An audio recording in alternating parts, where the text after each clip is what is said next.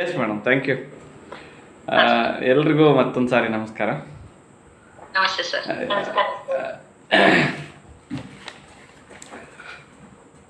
ಈಗ ನಾವು ಪಾಠ ಪರಿಷ್ಕರಣೆಗೆ 4ನೇ ಹಂತಕ್ಕೆ ಬರ್ತಾ ಇದ್ದೀವಿ, 3 ಮುಗಿಸ್ಕೊಂಡು. So it is very typical topic ರೀ. ನೀವು ಏನು ಅರ್ಥ ಮಾಡ್ಕೊಳ್ತಾ ಇದ್ದೀರಿ ಸುಲಭ ಅಂತ ಮೇಲ್ನೋಟಕ್ಕೆ ಕಾಣಿಸ್ತದೆ. ಅದನ್ನು ನಾನೇ ಭಾಳ ಸರಳೀಕರಿಸಿ ಹೇಳ್ತಾ ಇದ್ದೀನಿ ಈ ಕಾನ್ಸೆಪ್ಟ್ಸನ್ನು. Very simplified. It is very typical ಮತ್ತು ತುಂಬ ವಿದ್ವತ್ತು, ತುಂಬ ಏನು ಜ್ಞಾನ ಎಲ್ಲ ಬಯಸುವಂತಹ ಒಂದು ಚಟುವಟಿಕೆ ಇದು ಸಂಪಾದನೆ ಅನ್ನೋದು. ನಾನು ಕೊಟ್ಟ ಆಗಲೇ ಕೆಲವು ಉದಾಹರಣೆಗಳನ್ನ ನೀವು ನೆನಪಿಸ್ಕೊಂಡ್ರೆ, ನೋಡಿದ್ರೆ ಮತ್ತೊಂದು ಸಾರಿ ನಿಮ್ಗೆ ಏನು ಗೊತ್ತಾಗುತ್ತೆ ಅಂದರೆ ಇದು ಅಷ್ಟು ಸುಲಭದ್ದಲ್ಲ ಅಂತ.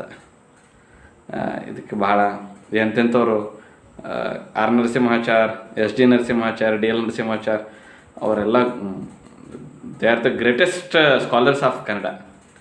ಅವರೇ ತಪ್ಪು ಮಾಡಿದ್ದಾರೆ ಅಂತ ನಾವು ಇವತ್ತು ಗುರುತಿಸ್ತಾ ಇದ್ದೀವಿ. ಅಂದರೆ ನಾವು ಮಾಡೋದನ್ನು ನಾಳೆ ನೆಕ್ಸ್ಟ್ ಜನ್ರೇಷನ್ ಅವರು ಗುರುತಿಸ್ತಾರೆ.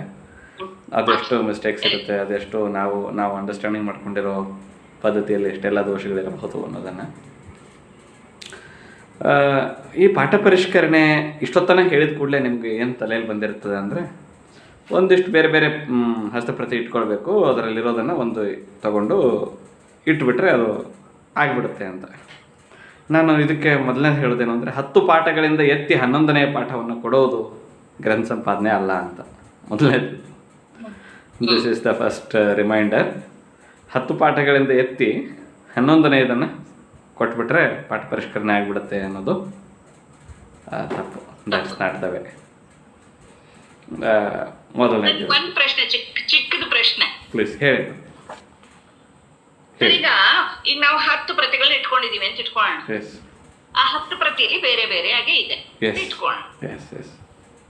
ಈಗ ನೀವು ಅಂದ್ರೆ ಸ್ಕಾಲರ್ ಇದ್ದವರು ಇದನ್ನ ಆತರ ಇದನ್ನ ಮಾಡ್ಬೋದು ಅಂತ.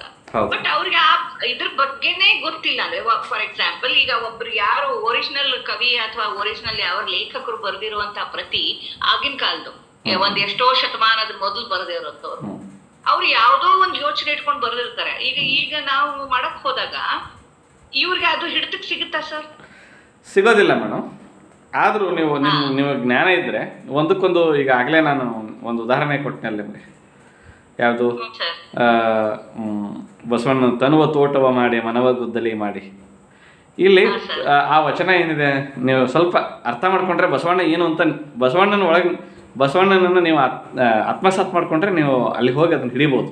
ಹೇಗೆ ಅಂದರೆ, ಈ ತನುವ ತೋಟವ ಮಾಡಿ ಮನವ ಗುದ್ದಲಿ, ತೋಟ ಗುದ್ದಲಿ ಇದೆ, ಅದನ್ನು ಹೊಲ ಸ್ವಚ್ಛ ಮಾಡ್ತಾ ಇರೋ ಹಾಗೆ ಮನಸ್ಸನ್ನು ಸ್ವಚ್ಛ ಮಾಡೋದ್ರ ಬಗ್ಗೆ ಮಾತಾಡ್ತಿದ್ದಾನೆ ಬಸವಣ್ಣ ಅಂತ ಶುರುವಾಗುತ್ತೆ, ಗೊತ್ತಾಗ್ತಾ ಹೋಗುತ್ತೆ ನಿಮಗೆ. ದೇಹ ಅನ್ನೋದೇ ಒಂದು ತೋಟ ಅಂದ್ಕೊಳ್ಳಿ, ತನುವ ತೋಟವ ಮಾಡಿ. ಮನಸ್ಸು ಅನ್ನೋದು ಗುದ್ದಲಿ. ದೇಹ ಏನೇನೋ ಬಯಸುತ್ತೆ, ಆದರೆ ಮನಸ್ಸು ಅದನ್ನು ಸರಿಪಡಿಸ್ಬೇಕು, ಹದ ಮಾಡಬೇಕು. ಹೊಲವನ್ನು ಹೇಗೆ ರೈತ ಒಬ್ಬ ಉತ್ತಿ ಬಿತ್ತಿ ಬೆಳೆಯೋದಕ್ಕೆ ಸಿದ್ಧಪಡಿಸ್ತಾನೋ ಮೊದಲೇ, ಹಾಗೆ ಸಿದ್ಧಪಡಿಸ್ತಾನೆ ಅಂತ ಇಟ್ಕೊಳ್ಳಿ. ಹೀಗೆಲ್ಲ ಯೋಚನೆ ಮಾಡ್ತಾ ಹೋದಂಗೆ ಅಲ್ಲಿ ಪದಗಳು ಏನೇನು ತಪ್ಪು ಸಿಗುತ್ತೋ ನಿಮ್ಗೆ ಸರಿಪಡಿಸ್ತಾ ಬರ್ತಾರೆ ನೀವು. ಇದಲ್ಲ, ಇದು ಬಸವಣ್ಣ ಹಿಂಗೆ ಹೇಳಿರಲಾರ ಇದನ್ನಂತ. ಸೊ ಇದನ್ನು ನಾವೇನಂತೀವಿ ಅಂದರೆ ಕಾಮನ್ ಸೆನ್ಸ್ ಅಂತೀವಿ ನೋಡ್ರಿ.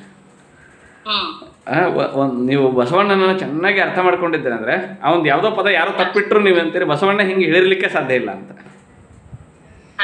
ಸೊ ಯಾಕಂದ್ರೆ ನಾನು ಯಾಕೆ ಇದನ್ನ ಪ್ರಶ್ನೆ ಕೇಳಿದೆ ಅಂದ್ರೆ, ಈಗ ಆಲ್ರೆಡಿ ನೀವು ಒಂದು ಮಾತು ಹೇಳಿದ್ರಿ. ಏನ್ ಹೇಳಿದ್ರಿಪ್ಪ ಅಂತಂದ್ರೆ, ಇಲ್ಲಿ ಇವ್ರು ಅಂದ್ರೆ ಯಾರು ಇದು ತಪ್ಪಾಗಿದೆ ಅಂತ ಅಲ್ಲಿ ಹೇಳಿದ್ರಲ್ಲ ಸರ್. ಯಾವ್ದು ಹೇಳ್ಬಿಡ್ತೀನಿ ಸರ್, ಒಂದೇ ನಿಮಿಷ. ಇಲ್ಲಿ ಮರ್ಮಳ್ ಅಂತ ಬಂದಿದೆ ಅಂತಂದ್ರಲ್ಲ ಸರ್. ಈಗ ಅದೇ ನಾನು ಅದನ್ನೇ ಕೇಳಿದೀಗ. ಈಗ ಇಬ್ರು ಅವರು ಸ್ಕಾಲರೇ, ಒಳ್ಳೆ ಸ್ಕಾಲರೇ ಇಬ್ರು. ಆದ್ರೆ ಒಬ್ರು ಹೇಳ್ತಾರೆ ಇದನ್ನ, ಒಬ್ರು ಹೇಳ್ತಾರೆ ಇದನ್ನ. ಅದನ್ನ ಯಾವ್ದು ಕರೆಕ್ಟ್ ಅಂತ ನಾವು ತಿಳ್ಕೊಳ್ಳೋದು? ಯಾಕಂದ್ರೆ ಆ ಕವಿ ಬಗ್ಗೆ ನಮಗ್ ಗೊತ್ತಿರಲ್ಲ. ಈಗ ಒಂದು ಜನರಲ್ ಕಾಮನ್ ಸೆನ್ಸ್ ಏನ್ ಗೊತ್ತ್ರಿ? ಅನ್ನಿಗೆರೆಯ ಜೋಯಿಸ ಸಿಂಗನ ಮರ್ಮಳ್ ಭೀಮಪ್ಪಯ್ಯನ ಅಬ್ಬನಬ್ಬಯ್ಯ ಮಗಂ ಅಂತಿದೆ. ಈಗ ಭೀಮಪ್ಪಯ್ಯ ಅಬ್ಬನಬ್ಬಯ್ಯ ಮಗ ಅನ್ನೋದು ಸ್ಪಷ್ಟ. ಜೋಯಿಸ ಸಿಂಗನ ಮರ್ಮಳ್ ಅಂದ್ರೆ ಏನು? ಅನ್ನಿಗೆರೆಯ ಜೋಯಿಸ ಸಿಂಗ, ಅಬ್ಬನಬ್ಬೆ ಅನ್ನೋಳು ಅನ್ನಿಗೆರೆಯವಳು ಅಂತ ಕೇಳಿದ್ದೀರಿ. ಹಾಗಾದ್ರೆ ಅಬ್ಬನಬ್ಬೆ ಅಪ್ಪ ಯಾರಿರಬೇಕು ಅಂದರೆ ಜೋಯಿಸ ಸಿಂಗ. ಜೋಯಿಸ ಸಿಂಗನ ಮಗಳ ಮಗ ಅನ್ನೋ ಅರ್ಥ ಪಂಪ ಅಂತ. ಮೊಮ್ಮಗ ಅಂತ. ಮರ್ಮಳ್ ಅಂದರೆ ಹಳೆಗನ್ನಡದ ರೂಪ ಅದು. ಮರ್ಮ ಅಂದಿದ್ರೆ ಮೊಮ್ಮಗ, ಮಗಳ ಮಗ ಅನ್ನೋ ಅರ್ಥ ಬರ್ತಿದ್ದಿಲ್ಲ. ಮೊಮ್ಮಗ ಅನ್ನೋದು ಕರೆಕ್ಟು, ಆದರೆ ಮೊಮ್ಮಗ ಅನ್ನೋದ್ರಲ್ಲಿ ಮಗನ ಮಗನೋ ಮೊಮ್ಮಗನೇ, ಮಗಳ ಮಗನೋ ಮೊಮ್ಮಗನೇ. ಆದರೆ ಮರ್ಮಳ್ ಅನ್ನೋದು ಏನು ಸೂಚಿಸುತ್ತಂದರೆ ಮಗಳ ಮಗನಿಗೆ ಮರ್ಮಳ್ ಅಂತ. ದಟ್ಸ್ ಹಾಗೆ ಸರಿ. ರೈಟ್. ಸೊ ಈ ಭಾಷಾಜ್ಞಾನ ಇಲ್ಲ ಅಂತಾದರೆ ಮರ್ಮ ಅಂತಲೇ ಇಟ್ಕೊಂಡು ಅದು ಮರ್ಮ ಅಂದರೆ ಏನು ಅನ್ನೋದನ್ನು ಅರ್ಥ ಮಾಡ್ಕೊಳ್ಳೋಕ್ಕಾಗದೆ ಓದಾಡಬೇಕಾಗತ್ತೆ. ಸೊ ಈ ಥರದ್ದು. ಹಾಗಿದ್ರೆ ಈ 10 ಪಾಠಗಳನ್ನು ಜೋಡಿಸ್ಕೊಂಡು ಅದರಲ್ಲಿರೋದನ್ನೆಲ್ಲ ತಗೊಂಡು ಎಲ್ಲದರಲ್ಲೂ ಇಟ್ಕೊಂಡು 11ನೇ ಪಾಠ ಕೊಟ್ಟರೆ ಅದು ಗ್ರಂಥ ಸಂಪಾದನೆ ಆಗಿಬಿಡುತ್ತೆ ಅಂತಂದರೆ ಅದು 11ನೇ ಪಾಠ ಹೊರತು ಮೂಲ ಪಾಠ ಅಲ್ಲ.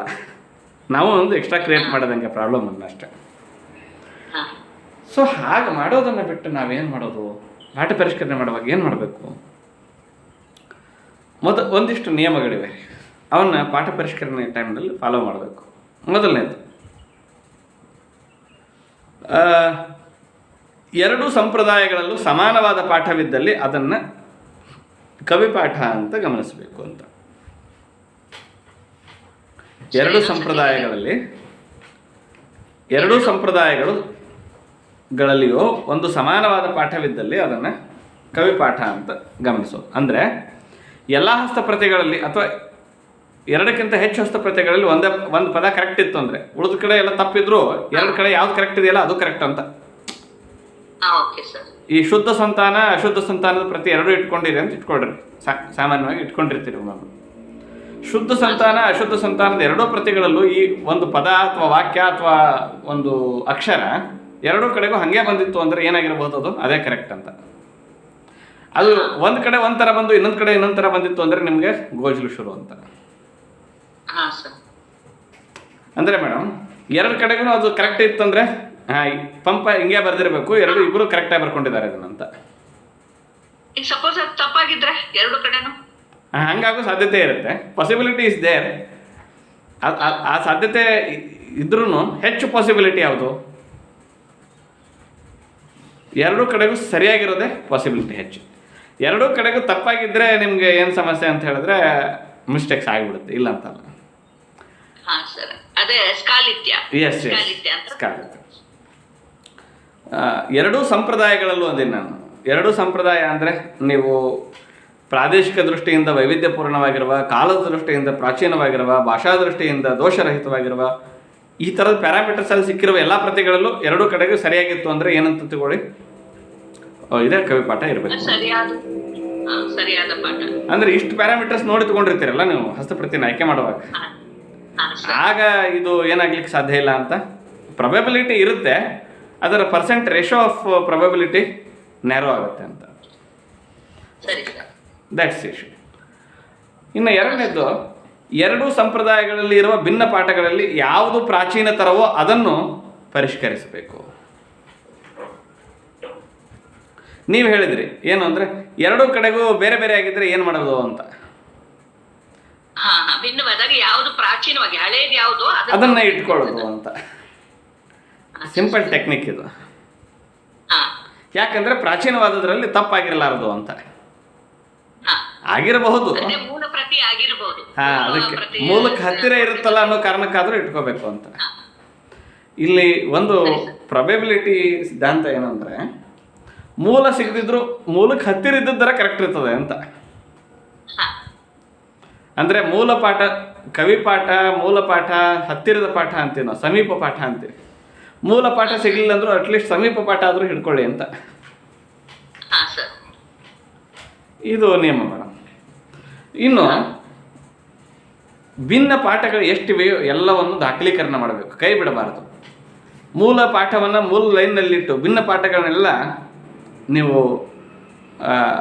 ಅಡಿಟಿಪ್ಪಣಿಯ ರೂಪದಲ್ಲಿ ದಾಖಲಿಸಬೇಕು. ಆ ಪದ್ಯದ ಕೊನೆಗೆ ಬ್ರಾಕೆಟ್ನಲ್ಲೋ ಹೇಗೋ ಅವನ್ನು ಎಲ್ಲ ಇಡಬೇಕು. ಯಾಕೆ ಇಡಬೇಕು ಅಂದರೆ, ನಿಮಗೆ ಸರಿ ತೋಚಿದ್ದನ್ನು ನೀವು ಬರೆದಿರಿ, ಇಟ್ಟಿರಿ ಮೂಲದಲ್ಲಿ. ಆದರೆ ಉಳಿದವರಿಗೆ ಭಿನ್ನ ಪಾಠಗಳು ಏನೇನು ಅಂತ ಗೊತ್ತಾದಾಗ ಅವರು ನಿಮ್ಮಲ್ಲಿ ಏನಾದರೂ ಎಡವಟ್ಟಾಗಿದ್ದರೆ ಅವರು ಸರಿಪಡಿಸ್ಕೊಳ್ಳೋದಕ್ಕೂ ಓದುಗರಿಗೆ ಅವಕಾಶ ಇರಬೇಕು ಅಂತ. ಅದಕ್ಕಾಗಿ ಭಿನ್ನ ಪಾಠಗಳು ಏನೇನಿವೆ ಅವನ್ನೆಲ್ಲ ಕೈ ಬಿಟ್ಟು ಬಿಡಬಾರ್ದು, ಅವನ್ನೂ ಒಂದು ಕಡೆಗೆ ಮುದ್ರಿಸಬೇಕು. ಆಯಾ ಪದ್ಯದ ಕೆಳಗಡೆನೆ ಅವನ್ನ ಏನು ಮಾಡಬೇಕು, ಮುದ್ರಿಸ್ಬೇಕು. ನೀವು ಎನ್ ಅನಂತರಂಗಾಚಾರ್ಯ ಪಂಪ ಭಾರತ ತಗೊಂಡು ನೋಡಿದ್ರೆ ನಾನು ಹೇಳ್ತಿರೋ ನಿಯಮಗಳು ನಿಮ್ಗೆ ಅರ್ಥ ಆಗ್ತದೆ. ಎಸ್. ಇನ್ನು ಈ ಪ್ರೊಸೆಸ್ಸಲ್ಲಿ ನಮಗೆ 4 ವಿಧಾನಗಳಿವೆ ರೀ. ಮೊದಲನೇದು ಸ್ವೀಕರಣ ಅಂತ, ಎರಡನೇದು ಸಂದೇಹ, ಮೂರನೇದು ವರ್ಜನ, ನಾಲ್ಕನೇದು ಪರಿಷ್ಕರಣ ಅಂತ. ಮೊದಲನೇದು ಸ್ವೀಕರಣ, ಎರಡನೇದು ಸಂದೇಹ, ಮೂರನೇದು ವರ್ಜನ, ನಾಲ್ಕನೇದು ಪರಿಷ್ಕರಣ. ವರ್ಜನ ರಿಜೆಕ್ಟ್ ಅಂತ, ರಿಜೆಕ್ಷನ್. ಮೂರನೇದು ಸರ್, ನಾಲ್ಕನೇದು ಪರಿಷ್ಕರಣ ಅಂತ. Okay sir. ಸ್ವೀಕರಣ ಅಂದ್ರೆ ಏನು ಅಂದ್ರೆ ಎಲ್ಲ ಹಸ್ತಪ್ರತಿಯಲ್ಲೂ ಸರಿಯಾಗಿತ್ತು ಅಂದ್ರೆ ಏನು ಸಮಸ್ಯೆ ಇಲ್ಲ ಅಂತ ಎಕ್ಸೆಪ್ಟ್ ಮಾಡಿಬಿಡೋದು. ಒಂದರಲ್ಲಿ ಒಂಥರ ಇದೆ, ಮತ್ತೊಂದರಲ್ಲಿ ಮತ್ತೊಂದು ಥರ ಇದೆ, ಮತ್ತೊಂದರಲ್ಲಿ ಮತ್ತೊಂದು ಥರ ಇದೆ ಅಂದಾಗ ಸಂದೇಹ ಬರುತ್ತೆ.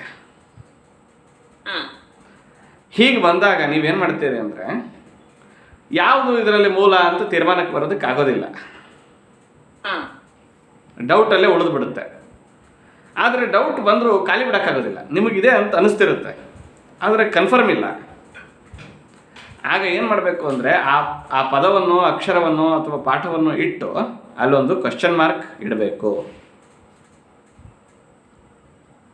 ಉದಾಹರಣೆಗೆ ಶ್ರೀಯನ್ನ ರಾತ್ರಿ ಸಾಧನ ಪಯೋನಿಧಿಯೋಳ್ ಸುಪುಷ್ಪ ಪಟ್ಟಮನ್ ತಾಳ್ದಿಯುಂ ಅಂತ ಪದ್ಯದಲ್ಲಿ ಪುಷ್ಪ ಪಟ್ಟನೋ ಪುಷ್ಟ ಪಟ್ಟನೋ ಅನ್ನೋದು ಇನ್ನೂ ತೀರ್ಮಾನ ಆಗಲಿಲ್ಲ ಅಂದರೆ ನಿಮಗೆ ಅಲ್ಲಿ ನಿಮ್ದಿಟ್ಟು ಪುಷ್ಪ ಪಟ್ಟ ಅಂತಿಟ್ಟು ಕ್ವಶನ್ ಮಾರ್ಕ್ ಇಡಿ. ನೀವು ಕ್ವಶನ್ ಮಾರ್ಕ್ ಇಡೋದ್ರಿಂದ ನೀವು ತೀರ್ಮಾನಕ್ಕೆ ಬಂದಿಲ್ಲ, ಸಂದೇಹದಲ್ಲಿದ್ದೀರಿ ಅನ್ನೋದು ಓದುಗನಿಗೆ ಗೊತ್ತಾಗಬೇಕು.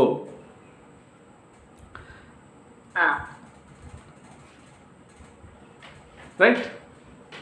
ಯಾಕೆ ಹೀಗೆ ಮಾಡಬೇಕು ಅಂತ ಹೇಳಿದ್ರೆ, ನೀವು ಅಕಸ್ಮಾತ್ ನಿಮ್ಗೆ ತಿಳಿದ ಅರ್ಥ ಇಟ್ಟು ಬಿಟ್ಟು ಕ್ವಶನ್ ಮಾರ್ಕ್ನು ಇಡ್ಲಾರ್ದು ಹೋಗ್ಬಿಟ್ರಿ ಅಂದರೆ ಮುಂದೆ ಬರುವ ಓದುಗ ನಿಮ್ಮದೇ ಸರಿಯಾದದ್ದು ಅಂತ ತಿಳ್ಕೊಂಡು ಹಾಗೆ ಓದ್ಬಿಡ್ತಾನೆ. ಅವನು ಯೋಚನೆ ಮಾಡೋದಿಲ್ಲ, ತಪ್ಪು ಪಾಠವೊಂದನ್ನು ನೀವು ಜಾರಿಗೆ ತಂದಂಗಾಗತ್ತೆ.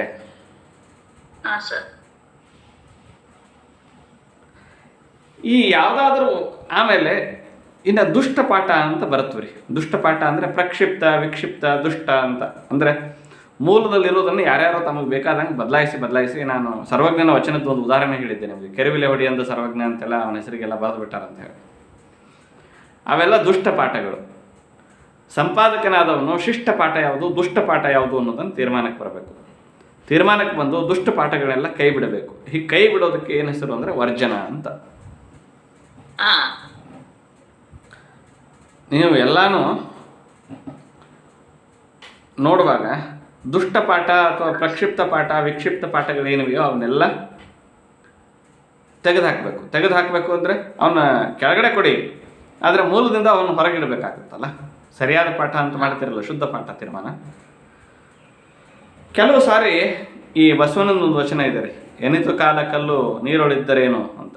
ಅಂದರೆ ಎಷ್ಟು ಕಾಲ ಕಲ್ಲು ನೀರಾಗಿದ್ರೂ ಕಲ್ಲೇ ಆಗಿರುತ್ತೆ, ಬದಲಾಗೋದಿಲ್ಲ. ಹಾಗೆ ಕೆಲವು ಪಾಠಗಳು ಎಷ್ಟು ವರ್ಷ ಆದರೂ ಏನಾಗೋದಿಲ್ಲ, ತೀರ್ಮಾನಕ್ಕೆ ಬರೋದಕ್ಕೆ ಆಗೋದಿಲ್ಲ. ಇಂಥವುಗಳನ್ನ ಪಾಠಗ್ರಂಥಿ ಅಂತ ಕರಿತೀವಿ. ಅಂದರೆ ಆ ಅಕ್ಷರ, ಪದ, ವಾಕ್ಯ ಆ ಕವಿತೆಯಲ್ಲಿ ಬಂದಿದೆಯಲ್ಲ, ಕಾವ್ಯದಲ್ಲಿ, ಅದು ಏನು ಅಂತ ತೀರ್ಮಾನಕ್ಕೆ ಬರೋಕ್ಕಾಗೋದಿಲ್ಲ. ಹಾಗೆ ಉಳಿದ್ಬಿಡುತ್ತೆ ಕಗ್ಗಂಟು ಹಾಗೆ ಉಳಿದ್ಬಿಡುತ್ತೆ. ಅಂಥ ಕಗ್ಗಂಟುಗಳನ್ನ ಏನಂತ ಕರಿತೀವಿ ನಾವು ಅಂದರೆ ಪಾಠಗ್ರಂಥಿಗಳು ಅಂತ ಕರಿತೀವಿ. ಆ ಥರದ್ದು ಬಹಳ ಇದೆ ನಮ್ಮ ಹಳೆಗನ್ನಡ ಪಠ್ಯಗಳಲ್ಲಿ. ನಾವೇನು ತಿಳ್ಕೊಂಡಿವಿ ಅಂದರೆ ಪಂಪ ಬರೆದದ್ದೆಲ್ಲ ನಮ್ಗೆ ಅರ್ಥ ಆಗಿಬಿಟ್ಟಿದೆ ಅಂತ. ಇಲ್ಲ ರೀ, ಪಂಪನ ಎಷ್ಟೋ ಪದ್ಯಗಳಲ್ಲಿ ನಮಗೆ ಅರ್ಥವಾಗದೇ ಇರುವ ಎಷ್ಟೋ ಸಾಲುಗಳೆಲ್ಲ ಇವೆ. ಎಷ್ಟೆಷ್ಟೋ ದೊಡ್ಡ ವಿದ್ವಾಂಸರೆಲ್ಲ ಅವಕ್ಕೆಲ್ಲ ಟೀಕು, ವ್ಯಾಖ್ಯಾನ, ಭಾಷ್ಯ ಎಲ್ಲ ಬರೆದ ಮೇಲೂ ಇನ್ನೂ ನಾವು ಅರ್ಥ ಮಾಡಿಕೊಳ್ಳಲಾಗದ ಎಷ್ಟೋ ಸಾಲುಗಳು, ವಾಕ್ಯಗಳು, ಪದಗಳು, ಅಕ್ಷರಗಳು ಅಲ್ಲಿ ಉಳ್ಕೊಂಡಿವೆ. ಪಠ್ಯ ಅರ್ಥ ಆಗಿದ್ರೆ ಅದಕ್ಕೆ ಏನಂತೀವಿ ಸರ್? ಪಾಠಗ್ರಂಥಿ ಅಂತ. ಪಾಠಗ್ರಂಥಿ ಕಗ್ಗಂಟಾಗಿದ್ರೆ ಪಾಠಗ್ರಂಥಿ ಅಂತ. Yes ma'am. ಈ ಸರಿ ಕಳೆದ ಒಂದು 2-3 ವರ್ಷದ ಹಿಂದಿನ NET-ಯಲ್ಲಿ ಈ ಪ್ರಶ್ನೆ ಕೇಳಿದ್ರು. ಒಟ್ಟು ಕೊನೆಗೂ ಅರ್ಥವಾಗದೆ ಉಳಿಯುವ ಪಾಠವನ್ನು ಏನಂತೀವಿ ಅಂತ ಹೇಳಿ. ಸೊ NET-ಯಲ್ಲಿ ಕೂಡ ಇದನ್ನು they have raised the question. ನೀವೆಲ್ಲ NET ಟ್ರೈ ಮಾಡುವಾಗಲೆಲ್ಲ ಈ ಥರದ ಕ್ವಶನ್ಸ್ ಎಲ್ಲ ಬರ್ತಿರ್ತದೆ. Let's do for this. So ಇನ್ನು ಹೀಗೆಲ್ಲ ಬಂದಾಗ ಇನ್ನೊಂದು ಕೆಲಸ ಮಾಡ್ತೀವಿ ನಾವು, ಯಾವುದೂ ತೀರ್ಮಾನ ಆಗದೆ ಹೋದಾಗ ಊಹೆ ಮಾಡೋದಕ್ಕೆ ಶುರು ಮಾಡ್ತೀವಿ. ಕೊನೆಗೆ ಅದನ್ನು ನಾವು ಊಹಾತ್ಮಕ ಪರಿಷ್ಕರಣ ಅಂತ ಕರಿತೀವಿ. ಊಹಾತ್ಮಕ ಪರಿಷ್ಕರಣ. ಈ ಊಹಾತ್ಮಕ ಪರಿಷ್ಕರಣ 2 ನೆಲೆಗಳಲ್ಲಿ ನಡೆಯುತ್ತೆ. ಒಂದು ಲಿಪಿಕಾರನ ಲೇಖನ ಸಂಭಾವ್ಯತೆಯ ಮೇಲೆ, ಇನ್ನೊಂದು ಕೃತಿಕಾರನ ಅಂತಃಸಂಭಾವ್ಯತೆಯ ಮೇಲೆ ಅಂತ. ಊಹಾತ್ಮಕ ಪರಿಷ್ಕರಣ 2 ರೀತಿಯಲ್ಲಿ ಸಂಭವಿಸ್ತದೆ. ಲೇಖನ ಸಂಭಾವ್ಯತೆ, ಅಂತಃಸಂಭಾವ್ಯತೆ ಅಂತ 2 ದೃಷ್ಟಿಕೋನಗಳಲ್ಲಿ ನಡೆಯುತ್ತೆ.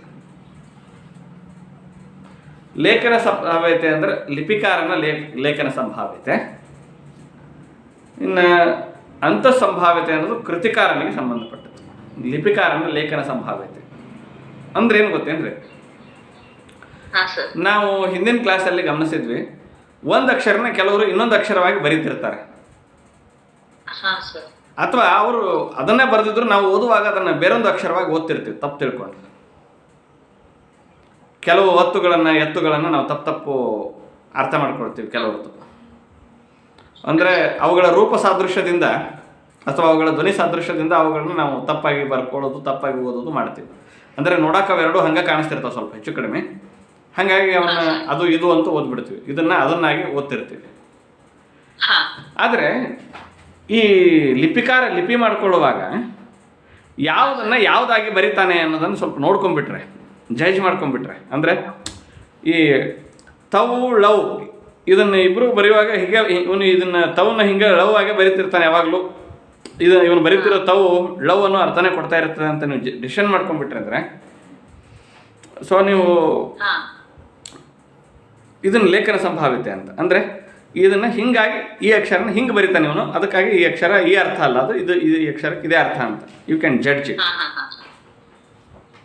ಸೊ ಬೈ ಜಡ್ಜಿಂಗ್ ದಿಸ್ ಅಂದರೆ ಕೆಲವು ಧ್ವನಿ ಸಾಧ್ಯತೆಗಳಿರ್ತದೆ. ಅಂದರೆ ಹೊತ್ತಾರೆ ಅನ್ನೋದನ್ನು ಕೆಲವು ಒತ್ತಾರೆ ಅಂತ ಬರೀತಿರ್ತಾನೆ. ಅವ್ನು ಒತ್ತಾರೆ ಬರೆದಾಗಲೆಲ್ಲ ನೀವು ತಿಳ್ಕೊಬೇಕಾದದ್ದು ಏನು ಅಂದರೆ, ಚಿತ್ರದುರ್ಗದವನೋ ರಾಯಚೂರಿನವನೋ ಬರೆದಿದ್ರೆ ಅವನು ಒತ್ತಾರೆ ಬರೆದಿದ್ರು ನೀವು ಅದನ್ನು, ಯಾಕಂದರೆ ಅವನು ಬರೆದವನು ಅಲ್ಲಿ ಅವನಾಗಿದ್ದರಿಂದ ಅವನು ಈ ತಪ್ಪು ಮಾಡ್ತಾನಂತ. ಅಥವಾ ಈ ಬಿಜಾಪುರ ಬಾಗಲಕೋಟೆಯವರು ಟಟಡನ ತತ್ತದನ ತಪ್ಪು ಬರ್ಕೊಡ್ತಾರೆ.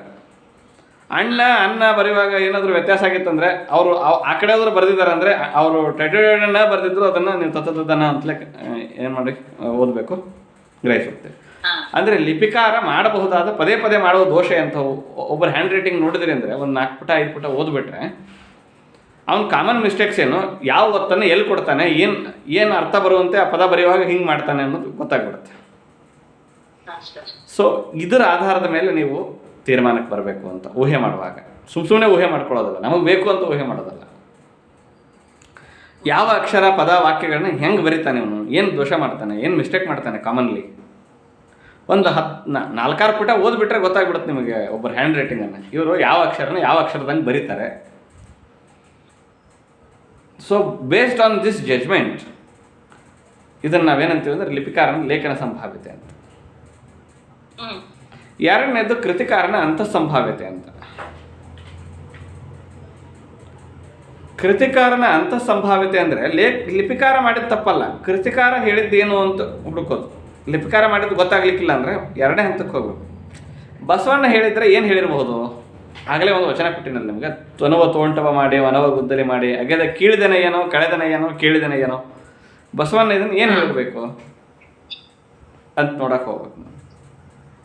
ಸೊ ಆ್ಯಕ್ಚುಲಿ ನಾ ಇದನ್ನು ನಿಮಗೆ ಬೇಕಂತಲೇ ಬಸವಣ್ಣ ಅಂತ ಆಗ್ಲಿಂದ ಕ್ಲಾಸಲ್ಲಿ ಹೇಳ್ತಿದ್ದೇನೆ. ಈ ವಚನ ನಿಜವಾಗ್ಲೂ ಬಸವಣ್ಣಂದಲ್ಲ, ಅಲ್ಲಮಂದ್ರಿ. ಇದು ವಚನ, ಇದು ಅಲ್ಲಮನ ವಚನ. ಇದು ಯಾಕೆ ಇದನ್ನು ಹಾಗೆ ಹೇಳ್ತಾ ಬಂದೆ ಅಂದರೆ, ಯಾರ್ಯಾರ್ದೋ ಹೆಸರಿನಲ್ಲಿ ಯಾರ್ಯಾರ್ದೋ ವಚನಗಳನ್ನ ಪ್ರಚಾರಕ್ಕೆ ತರೋದು ಆಗ್ಬಿಡುತ್ತೆ. ಅಲ್ಲಮಂದ್ರಿ ಇದು ವಚನ. ಎಸ್ ಪ್ರಭುದೇವರ ವಚನ ಇದು. ಸುಮ್ಮನೆ ಕೊನೆಗೆ ಬಂದು ಕೂಡಲ ಸಂಗಮ ದೇವ ಅಂತ ಹಾಕ್ಬಿಡೋದು, ಅದು ಅಲ್ಲಮಂದ್ ಹೋಗಿ ಏನಾಗ್ಬಿಡುತ್ತೆ ಬಸವಣ್ಣಂದು. ಈ ಥರದ ತಪ್ಪುಗಳು ವಚನಕಾರರಲ್ಲಿ ಆಗಿರೋದನ್ನು ನಿಮ್ಗೆ ಅರ್ಥ ಮಾಡಿಸೋ ಕಾರಣಕ್ಕಾಗಿ ಇದನ್ನು ಅಲ್ಲಿಂದ ಹಿಂಗೆ ಹೇಳ್ಕೊಂಡು ಬಂದೆ ಇವತ್ತು, ಹೀಗಾಗಬಾರ್ದು ಅಂತ. ಅಂದರೆ ನಾವೇ ಏನೋ ಕಲ್ಪನೆ ಮಾಡ್ಕೊಂಡು ಊಹೆ ಮಾಡ್ಕೊಂಡು ಕೊನೆಗೆ ತಂದು ಬಿತ್ತಿದನಯ್ಯ ಬ್ರಹ್ಮ ಬೀಜವ ಕೂಡಲ ಸಂಗಮ ದೇವ ಅಂತ ಸೇರಿಸ್ಬಿಟ್ರೆ ಏನಾಗ್ಬಿಡುತ್ತೆ ಅಲ್ಲ ಮುಂದೆ ಹೋಗಿ ಬಸವಣ್ಣಂದು. ಸೊ ಹೀಗಾಗಬಾರ್ದು. ಲೇಖಕ ಯಾರು, ಅವನ ಮೂಲ ಏನು, ಇದನ್ನು ಹಿಂಗೆ ಹೇಳೋನಾಗಿದ್ದರೆ ಬಸವಣ್ಣ ಹೇಳಿದ್ದ ಇದು ಅಂತ ನೋಡ್ಬೇಕು ನೀವು. ತನುವ ತೋಂಟವ ಮಾಡಿ ಮನವ ಗುದ್ದಲಿ ಮಾಡಿ ಎಗೆದು ಕಳೆದನಯ್ಯ ಭ್ರಾಂತಿ, ಇಷ್ಟು ಧೈರ್ಯ ಬಸವಣ್ಣನಿಗಿತ್ತು ಅಲ್ಲಮ್ಮನಿಗಿತ್ತು ಅಂತ ನೋಡ್ಬೇಕು ನೀವು. ಹಿಂಗೆ ಹೇಳಿದವನು ಯಾರು, ಇಷ್ಟು ನಿಸ್ಪೃಹವಾಗಿ ತನ್ನನ್ನು ತಾನು ಬಗೆದು ನೋಡ್ಕೊಳ್ಬೇಕು ಅಂತ ಹೊರಟವ್ರು ಬಸವಣ್ಣ ಹೌದಾ ಅಲ್ಲಮ್ಮ ಹೌದಾ ನೋಡಬೇಕು. ಯಾರ್ದೋ ಹೆಸರಿನಲ್ಲಿ ಯಾರ್ದೋ ವಚನವನ್ನು ಪ್ರಸಾರ ಮಾಡೋದಾಗಲಿ ಆಗಿಬಿಡುತ್ತೆ. ಅಂಕಿತ ವಚನ ಇಟ್ಬಿಟ್ರೆ ಅಂದರೆ ಅವ್ರದ್ದು ಆಗಿಬಿಡುತ್ತೆ. ಹೀಗಾಗಿ ಕೂಡಲ ಸಂಗಮ ದೇವ ಅನ್ನೋದ್ರಲ್ಲಿ ಕೂಡಲ ಚನ್ನ ಸಂಗಮ ದೇವ ಅಂತ ಒಂದು ಚನ್ನ ಸಂಘ ಅಂತ ಒಂದು ಸಂಗಮ ದೇವದಲ್ಲಿ ಚನ್ನ ಅಂತ ಒಂದು ಸೇರಿಸ್ಬಿಟ್ರೆ ಅಂದರೆ ಬಸವಣ್ಣ ವಚನ ಹೋಗಿ ಚನ್ನ ಬಸವಣ್ಣಂದಾಗ್ಬಿಡುತ್ತೆ. ಸೊ ಈ ಥರದ್ದೆಲ್ಲ ಆಗಬಾರದು ಪಾಠ ಪರಿಷ್ಕರಣೆಯಲ್ಲಿ. ಊಹೆ ಬಸವಣ್ಣನ ಅಳಿಯ ಮೇಡಮ್ ಅವನು, ಚನ್ನಬಸವಣ್ಣ ಅಕ್ಕನಾಗಮ್ಮನ ಮಗ, ಅವನು ಬಸವಣ್ಣನ ಸೋದರಿಯ ಮಗ. ಸೊ ಇಂಥ ಎಡವಟ್ಟುಗಳಿಂದ ನಾವು ಮುಕ್ತರಾಗಬೇಕು ಅಂತಾದರೆ ಈ ಥರದ ಸ್ಕಾಲಿತ್ಯಗಳನ್ನು ನಾವು ದಾಟಬೇಕು ಅಂತಾದರೆ ಫೋನ್ ಸರ್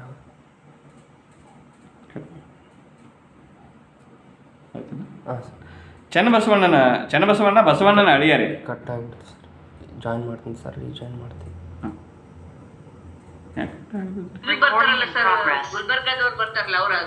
ಇಲ್ಲ ಚನ್ನಬಸವಣ್ಣ ಬಸವಣ್ಣನ ಅಳಿಯ ಮೇಡಮ್, ಅಕ್ಕನಾಗಮ್ಮನ ಮಗ. ಅಕ್ಕನಾಗಮ್ಮ ಬಸವಣ್ಣನ ಸೋದರಿ. ಚನ್ನಬಸವಣ್ಣ ಬಸವಣ್ಣನ ಅಳಿಯ, ಸೋದರ ಅಳಿಯ. ವ್ಯತ್ಯಾಸ ಏನು ಅಂದರೆ ಕೂಡಲ ಸಂಗಮ ದೇವ ಬಸವಣ್ಣನ ಅಂಕಿತ ಆದರೆ ಕೂಡಲ ಚನ್ನ ಸಂಗಮ ದೇವ ಚನ್ನಬಸವಣ್ಣನ ಅಂಕಿತ. ಸೊ ಒಂದು ಪದ ನೀವು ಏನಾದರೂ ಆ್ಯಡ್ ಮಾಡಿಬಿಟ್ರೆ ಯಾರ್ದೋ ವಚನ ಯಾರ್ದೋ ಹೆಸರಿಗೆ ಹೋಗ್ಬಿಡುತ್ತೆ. ಒಂದು ಪದ ಬಿಟ್ರಿ ಅಂದರೆ ಅಲ್ಲಿ ಯಾರ್ದೋ ವಚನ ಯಾರ್ದೋ ಹೆಸರಿಗೆ ಸೇರಿಬಿಡುತ್ತೆ. ಸೊ ನಾವು ಹಳೆ ವಿಷಯಕ್ಕೆ ಬರೋಣ. ಈಗ ಈ ಊಹೆ ಮಾಡುವಾಗ ಏನು ಮಾಡೋದು ಸರಿಯಾ ಹಿಂಗೆ ಅಂತ. ಹೊತ್ತಾರೆ ಎದ್ದು ಲಿಂಗದೇವರ ದೃಷ್ಟಿಯಾರೆ ನೋಡದವನ ಬಾಳ್ವೆನನ ಬೀಳ್ವೆನನ ಅಂತ ವಚನ ಇತ್ತು. ಇದು ಏನಿದು?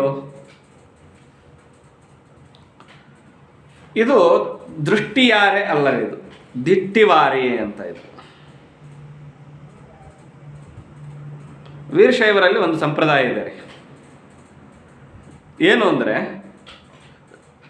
ಶಿವಲಿಂಗದ ಮುಂದೆ ಕೂತು ಕಣ್ಣು ಪಿಳಕಿಸದೆ ಲಿಂಗವನ್ನು ನೋಡಬೇಕು ಅಂತ.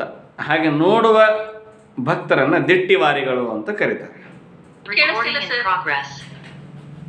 ಎಸ್ ಮೇಡಮ್, ಈಗ ಕೇಳಿಸ್ತಾ ಇದೆಯಲ್ಲ? ಏನು ಕೇಳಿಸ್ತಿರ್ಲಿಲ್ಲ. ಎಸ್ ಇದು ಲಾಸ್ಟ್ ಅಂಕಿತ ಚನ್ನಬಸವಣ್ಣ ಅಂತ ಹೇಳಿದ್ರಲ್ಲ, ಅದಷ್ಟೇ ಅಲ್ಲಿವರೆಗೂ ಮಾತ್ರ ಆಗಿದೆ.